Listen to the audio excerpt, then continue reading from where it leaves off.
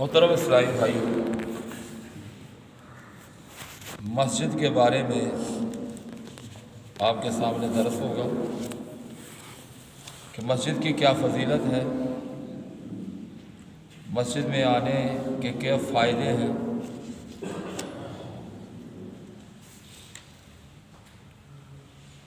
اے عاشقان رسول، نمازی کا مسجد سے تعلق رہتا ہے، ایمان والے مسجد کو آباد کرتے ہیں، مسجد تعظیم کا مقام ہے۔ کعبہ شریف اور سب مسجدیں جنت میں جائیں گی، یعنی جن مساجد کے اندر جو نمازی نماز پڑھتے ہیں، یہ مسجدوں کے ساتھ انہی میں یہ جنت میں جائیں گے۔ بے شک مسجد کے بڑے فضائل ہیں۔ حضرت سیدنا ابو سعید خدری رضی اللہ تعالیٰ عنہ بیان کرتے ہیں کہ حضور نبی کریم صلی اللہ تعالیٰ علیہ وآلہ وسلم نے ارشاد فرمایا،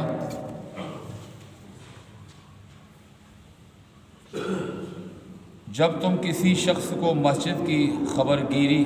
یعنی دیکھ بھال کرتے ہوئے دیکھو، وہاں نماز پڑھتے ہوئے دیکھو،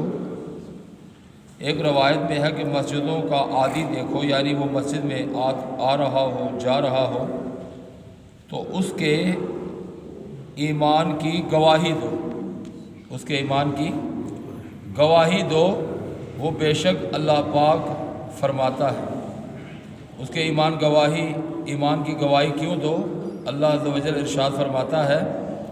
انما یعمر مساجد اللہ من آمن باللہ والیوم الآخر واقام الصلاۃ وآتى الزکاۃ۔ ترجمہ کنز الایمان، اللہ کی مسجدیں وہی آباد کرتے ہیں جو اللہ اور قیامت پر ایمان لاتے ہیں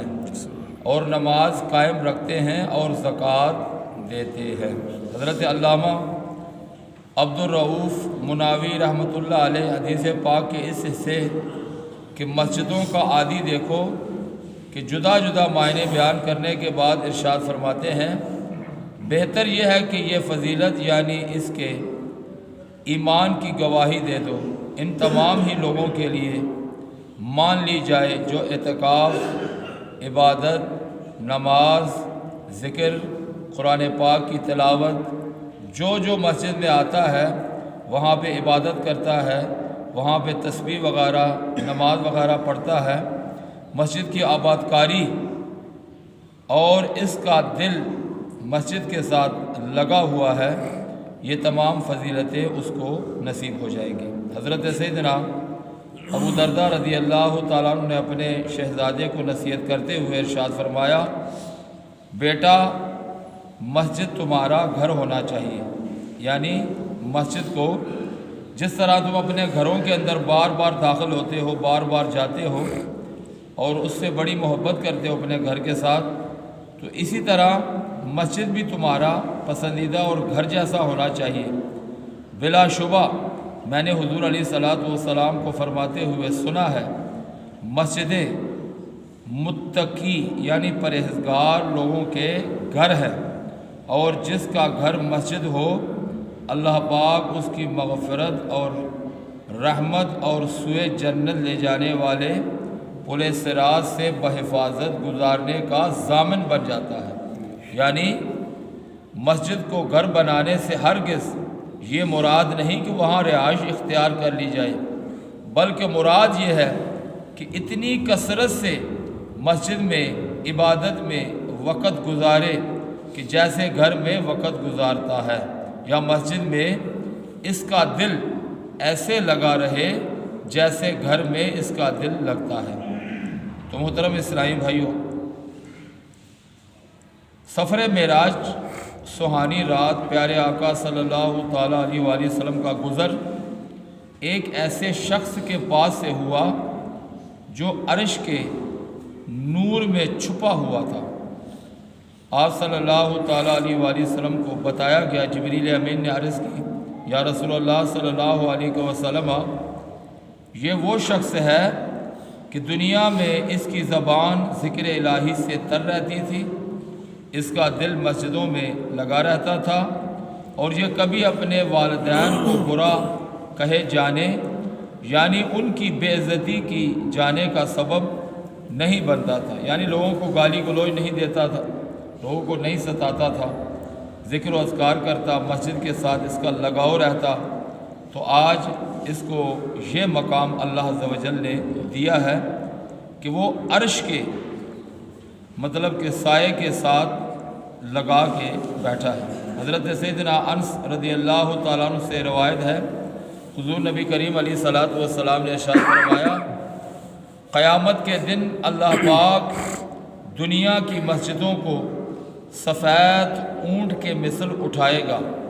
جن کے پاؤں عنبر کے ہوں گے اور ان کی گردنیں زعفران کی ہوں گی اور ان کے سر مشک کے، جبکہ ان کی مہار یعنی ناک کی رسی سبز زمرد کی ہوگی، اور انہیں آباد رکھنے والے اور مؤذنین یعنی اذان دینے والے ان کو کھینچیں گے، اور امام صاحبان ان مسجدوں کو ہانکیں گے، اور ان مساجد کو تعمیر کرنے والے ان کے ساتھ ہوں گے۔ میدان قیامت میں چمکنے والی بجلی کی طرح سے وہ گزر جائیں گے۔ اہل قیامت کہیں گے یہ کیا لوگ ہیں، یعنی یہ ملائکہ ہیں یا ملائکہ مقربین ہیں، یعنی اللہ پاک کی نزدیکی پانے والے فرشتے ہیں یا انبیاء و مرسلین ہیں۔ تو ندا آئے گی یعنی پکار پڑے گی، یہ لوگ نہ تو فرشتے ہیں نہ انبیاء ہیں،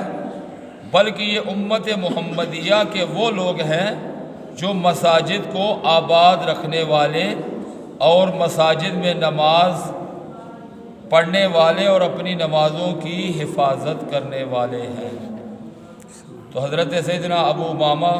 رضی اللہ تعالیٰ عنہ سے روایت ہے، حضور نبی کریم علیہ الصلوۃ والسلام کا فرمان خوشبودار ہے، 3 شخص ایسے ہیں جن کا ضامن